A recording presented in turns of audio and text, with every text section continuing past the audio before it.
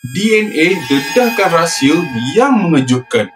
Okey, bayangkan malam musim sejuk 19 Disember 1979 dekat Cedar Rapids, Iowa. Bandar kecil ni tengah sibuk. Maklumlah, dah dekat Christmas. Lampu-lampu cantik berkelip-kelip, orang sibuk shopping hadiah.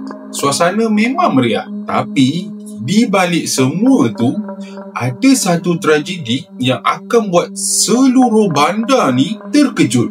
Dan kes ni akan jadi misteri selama hampir 40 tahun. Kisah ni tentang seorang gadis muda yang bernama Michelle Martinko. Hidupnya diragut dengan cara yang sangat kejam. Dan siapa sangka pembunuh sebenar dia baru dapat dikesan berpuluh tahun kemudian. Michelle ni dia baru je 18 tahun masa tu. Orang kata dia cantik, ada senyuman manis, personaliti yang periang. Dia aktif kat sekolah, join choir, ramai kawan suka dengan dia. Pada malam tu, Michelle dia pergi dinner choir dekat Sheraton Inn. Lepas tu dia singgah dekat Westdale Mall baru masa tu. Sebab dia nak tengok satu kod musim sejuk yang dia teringin sangat. Nampak simple kan? Pergi shopping lepas dinner. Tapi siapa sangka itu adalah kali terakhir dia dilihat hidup-hidup. Michelle time tu dia bawa kereta Buick keluarga dia. Ada saksi nampak dia dalam mall.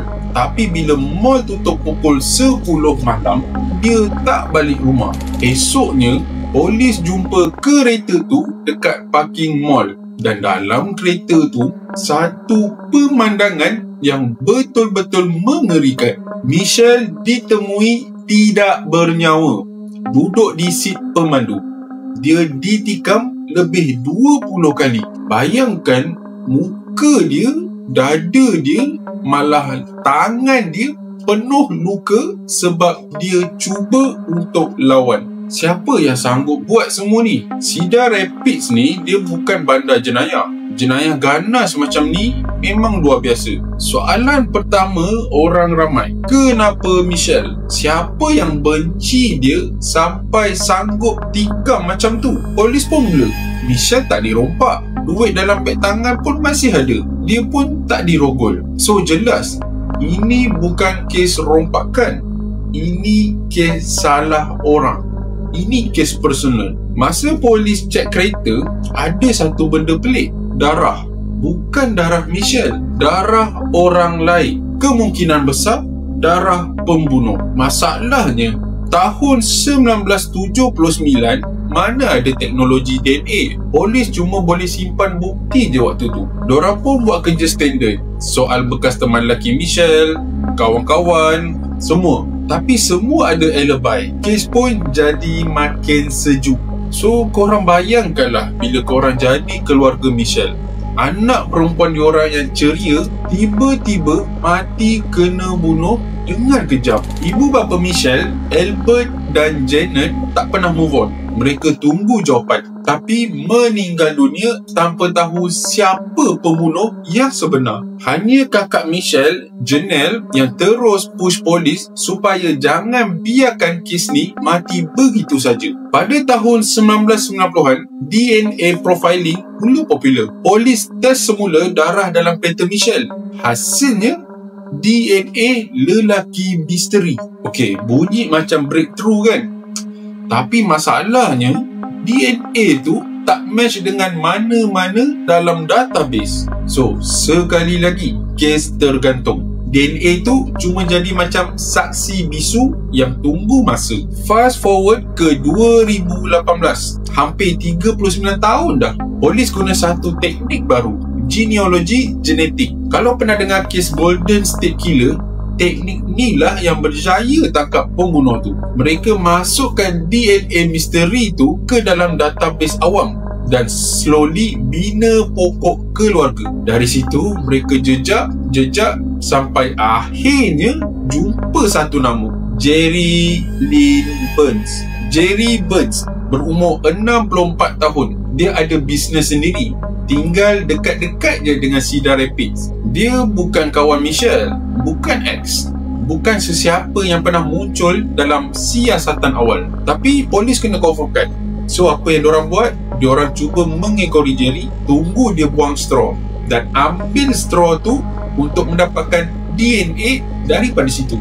Bila diuji, match 100% dengan DNA darah dalam kereta Michelle. Boom.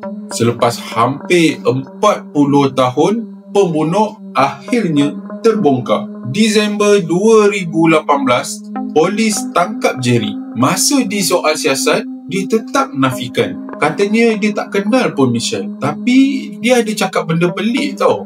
Dia sebut pasal kes-kes lain yang tak selesai. Dia cakap macam-macam boleh jadi pada orang. Seram kan? Dia tak mengaku. Tapi cara dia cakap tu macam ada benda yang dia nak sorokkan. Februari 2020, Jerry dibicarakan. Pihak pendakwa bawa bukti kukuh, DNA. Peguam bela cuba macam-macam alasan. Mungkin pencemaran, mungkin kebetulan. Tapi juri tak ambil masa lama. Kurang dari 3 jam je mereka bermesyuarat, terus putuskan bahawa Jerry Lynn Burns bersalah. Dia dijatuhkan hukuman penjara seumur hidup tanpa parol. Untuk keluarga Michelle, keadilan akhirnya tercapai. Tapi sayang, ibu bapa Michelle dah lama pergi.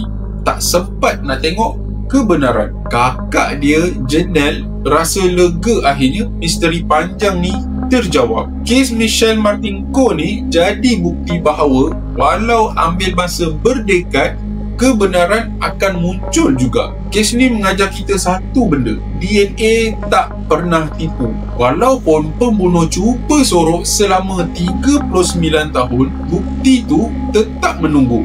Senyap tapi akhirnya bersuara. Dan suara tu sangat jelas. Jerry Lynn Burns ialah lelaki yang bunuh Michelle Martinko.